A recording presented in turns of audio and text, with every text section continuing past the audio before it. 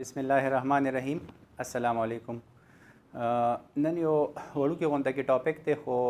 चूँकि दा बीमारी लगा कॉमन दा नो पदे बारे के यो सो खबर कोम तासो ता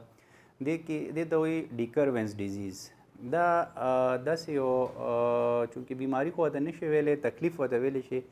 दा कम जमुंग दा कटा गुता छे दा दे पदे बेस माने दे लांदे दे इसके او وسره لګونده کې داسې دا کم ځای چې مونږه غړې تړو دا ایریا نو په دې کې بیمار ته درد شروع شي او هغه درد شي نو هغه کافي تنګولو والی ډېر درد ورته کېږي نو هغې له اکثر چې مونږ داسې په ګوته باندې زور هم ورکوو نو هم ورته درد کېږي نو اول خو زه تاسو ته یم چې د دې وجې سي دا زیات وجه د دې درد شي نو هغه د دې کې کم دا یو پټه د دې ځای کې د دې غټې ګوتې یو کومه پټه راغلې ده نو هغه اوور یوز شي لکه زیات استعمال د هغې وشي نو د هغې د وجې اکثر دا تکلیف پیدا کېږي او زیات هغه خلکو کې داسې څه شعبې دي چې مطلب فرض که ترکاڼ شو نو د هغه د لاس کار ډېري د رندې کار ډېري نو هغې کې دا ګوته زیاته استعمالیږي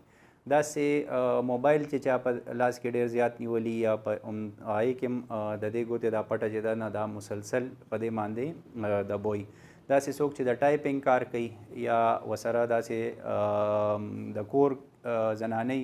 هغې کپړې وینځل یا استري کول دا یې ډېري دغه شان دغه نیان چې دي کم د ویښتو دغه کوي نو هغې مسلسل دا کینچي چې ده نو هغه چې نیولي نو هغې کې هم په دې ګوتې باندې سټرس او دباو ډېر زیات یې نو د هغې وجې په دې کې کومه دا پټه ده نو په دې کې لږ پړسوب پیدا شي او زیات د هغې نښه دی چې لکه دې ځای له مونږ زور ورکوو نو ورسره درد ورته کېږي او د دې آسان چونکې ډایګنوزز یې آسان دی خو بعضې ټایم کې لکه دی چې په دې باندې سړی دوکه شي چې هسې نه دا بل څه مسئله نو هغه هم بعضې ټایم کې ارترایټس وي چېرته د دې جوړ نو هغې سره هم سړی دغه کېږي نو یو دوه آسان دغه دي یو خو دا ده چې کله مونږ دې ځای له زور ورکو او درد ورته کېږي نو زیات امکان دی چې دا ډیکرونس ډیزیز دی او دویم دغه دا دی چې اکثر بیمار ته مونږ دا ووایو چې ته دا ګوته داسې کا او بیا د لاس داسې موټي کا چې موټي کی او لږ ولا په دې طرف ته مونږ زور ورکو داسې نو که دلته کې ته درد کېږي نو دا همدا ډیکرونس ډیزیز نو دا ډېر اسانه ده بغیر څه ایکسرې نه معلومات وشي چې دا همدا ډیکرونس ډیزیز دی علاج چې دی نو د دې یو خو دې ته موږ داسې یو بریس ورته وایي هغه اچو چې دی کې لږه دا ګوته ډېره نه استعمالیږي یو دوه هفتو له هغه بیمار هغه لاس چې دی نو هغه لږ په ریسټ کېږي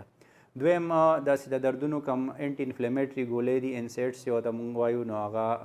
د بیمار د هغه د عمر او د هغه د کار او د هغې مطابق هغه